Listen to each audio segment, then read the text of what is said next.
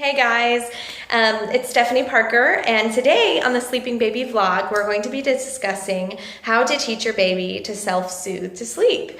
How in the world can they learn how to fall asleep on their own? It's a big question that a lot of you guys have, and that's what I'm going to address. And then I have a question for you guys, so stay tuned at the end because I need your help on something. But first of all, the Zipadee-Zip definitely goes a long way when it comes to learning how to self-soothe and teaching your child how to self-soothe. So if you don't have one, make sure to get one because it provides your little one with that cozy enclosed environment where when they startle or wake prematurely, it helps them fall back asleep. And often babies just need the Zipadee-Zip and nothing else to teach them how to self-soothe. But every baby is different, and some babies have sleep issues or things that they need to overcome that have nothing to do with what a baby is sleeping in. And so that's why I say it's very important to teach your child to learn how to self-soothe. And it's a skill that is taught by you.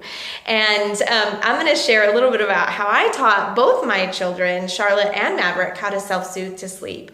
And it's probably a way more important skill than a lot of skills that you teach your little ones, like learning how to eat with a spoon, or you're learning how to use a straw, or even potty training, because it creates very healthy sleep habits that directly impact their developmental growth, their mental growth. And so that's why I say it's very important. And studies have shown that as a baby that is able to self-soothe has a drastic impact on how long they sleep and how consistent their sleep is. And so that's why I say it's very important to do this. And like I said, it is a skill, and it's going to need a little bit of your help to make that happen. And so how in the world do you do this, right? Well, first of all, I would definitely say for everyone, try and get your little one on a schedule of some kind. An eat, a play, and sleep schedule, nap time schedule, nighttime schedule, something that they can expect or learn to rely on, because a baby does not know how to tell time. And so they only go off their metabolism. And if their metabolism says it's time to eat, well, then it's time to eat. And if it tells them that it's time to sleep, well, darn, it's time to sleep. And so if you can help create that schedule that's consistent and a good routine, and it can be flexible, things happen, but just give them a general idea of when things are supposed to happen during the day, it'll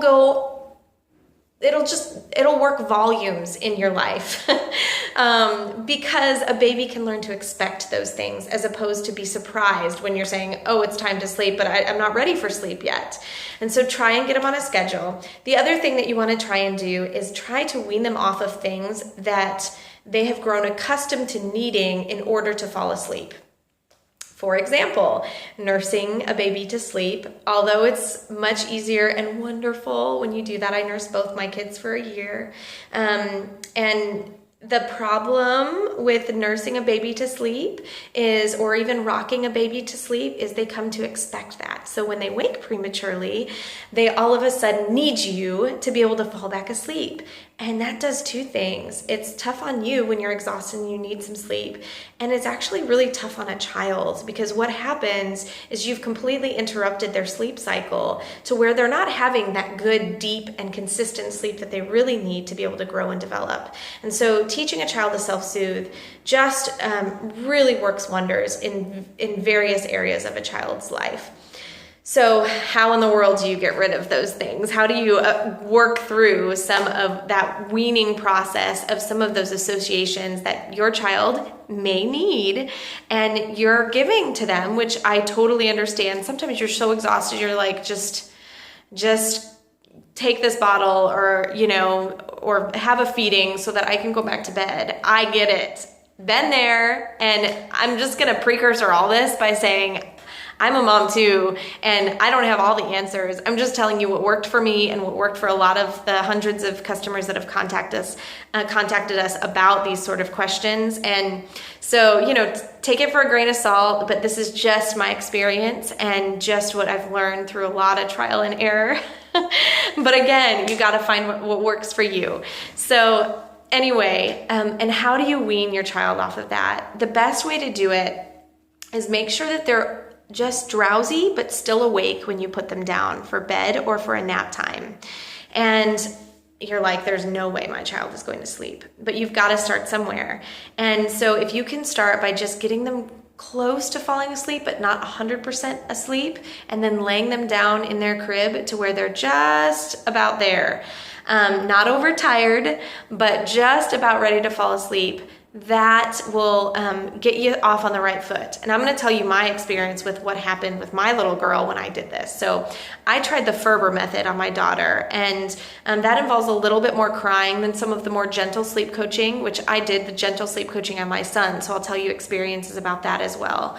But for my daughter, as soon as I would lay her down half awake or half asleep or whatever, she would just start, like for a couple minutes, maybe she'd sit there and just kind of look around in her crib, but then she'd start crying. And she was a crier. And I just want to assure you, those of you who have little ones that tend to bust out in tears when you lay them down without putting them down totally asleep, that it's okay. The American Pediatrics Association actually says that it's okay if a little one cries for a little bit. Now, within reason, right? But children actually can exert energy that they are not able to otherwise by crying. Because they can't get around and run around the block and get some exercise that way, right? They have to be able to exert that energy somehow. And sometimes for a baby, that is the only way they can exert that energy enough to where they're comfortable to fall asleep.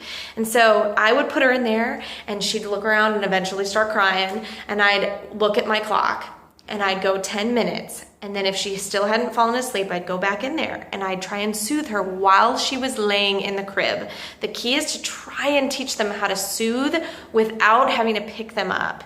And so if you can find a way to soothe them without picking them up, and this is going to take some trial and error. My daughter, I would rub her on her belly and make the shh sound really loudly. And when I say loudly, I mean loudly, because the sound actually mimics the sound a baby heard when they were in the womb, and it's very soothing for them.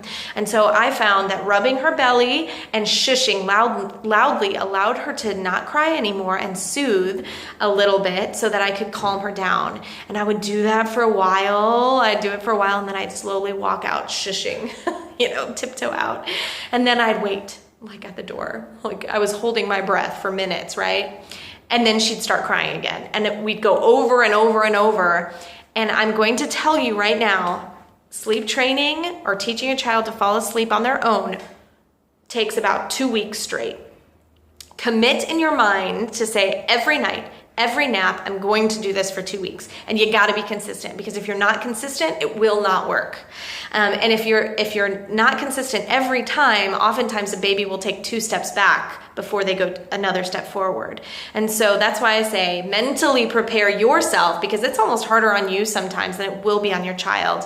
But there is a light at the end of the tunnel for both of my children. After that 2 weeks, and even before for one of them, they were new children. Like I would lay them in the crib, they'd fall asleep on their own. I would walk out, they were wide awake, and they'd fall asleep on their own and wake up like 3 hours later for nap time and 12 hours later for nighttime.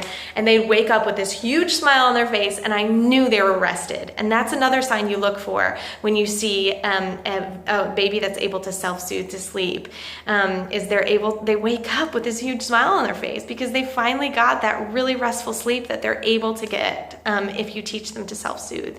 And so whatever it takes, find the way that's going to help soothe them when you need to go back in there in between those increments. And I would slowly increase the increment that I would go in there. So it was 10 minutes the first time, it was 15 minutes, maybe the next 3 times. And then it was like 20 minutes the next, you've got 2 weeks to figure this out, but just be consistent. And it's going to be exhausting. It's going to be trying mentally and physically on you, but just know that there is a light at the end of the tunnel. There is. Don't give up. Because if you do, then you'll be back at square one or worse. So sorry to paint the realistic picture, but that is how it is. And after 2 weeks, my daughter, it was like a completely new child, right? And this was actually before she transitioned to the Zipadee-Zip when I sleep trained her. So when the Zipadee-Zip came, she had already been sleeping 12 hours. And when she stopped because she was breaking free from the swaddle, I knew it was time to come up with a solution. And that's when the Zipadee-Zip came. And then she went back to sleeping the 12 hours at night. But anyway, for my son was a little bit different. I did a much more gradual sleep training technique with very little crying. And I think a lot of it had to do with the fact that I lost a baby in between my daughter and my son. And I just wanted to be there. I wanted to make sure he was going to be safe, after having gone through that experience. And so I would go in there, and I found that he really did well with me patting him on his behind and making that shushing sound, and that helped soothe him while he was in the crib. And I would go in there a lot more frequently, but I would pat and pat oftentimes until he would get right there on the edge of sleep, and sometimes even till he fell asleep, and then I'd walk out. And then sometimes I'd have to go back in a couple times, but he figured it out. And so it's going to be a lot of trial and error at first when you're doing self-soothing, when you're teaching self-soothing. But when you find that key, that little gem that teaches you, okay, this is how I can keep my little one in the crib where they can soothe, where I can help them learn how to soothe. And slowly but surely, you're going to notice you're going to have to pat a little less. You're going to have to shush a little less, until finally you just lay them down and walk out. And they wake up with this huge grin on their face. So there is hope for those of you who are like, this is not going to happen. And I will say it does help to do it when they're younger. Around the 3 to 4 month mark is a really great time to teach a child self-soothing techniques.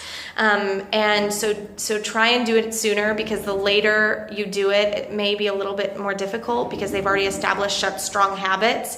I'll have a lot of women that'll say, I've been nursing my child to sleep for over a year now what? And it's a much more difficult process because the baby has come to absolutely rely on that. And so as you can imagine, if you can try and find a way to do that weaning process a little bit sooner, the better. And granted, the 3 to 4 month mark is a little bit tricky because that is when a baby learns how to roll. That's when they start going through a sleep regression. That's oftentimes when they start breaking free from the swaddle. So there's a lot going on there. So just know that there are some challenges that are going to happen there. And regardless of when you do it, there will be challenges because babies go through sleep regressions. They go through growth spurts that will affect their sleep. So keep those things in mind. Don't get discouraged. Be consistent and persistent. Consistent, persistent always wins the race when it comes to teaching a little one how to self-soothe. I hope that helps. I know this is a crazy long video, and I'm so sorry, but I know there's a lot involved, and I hope this all helps a little bit.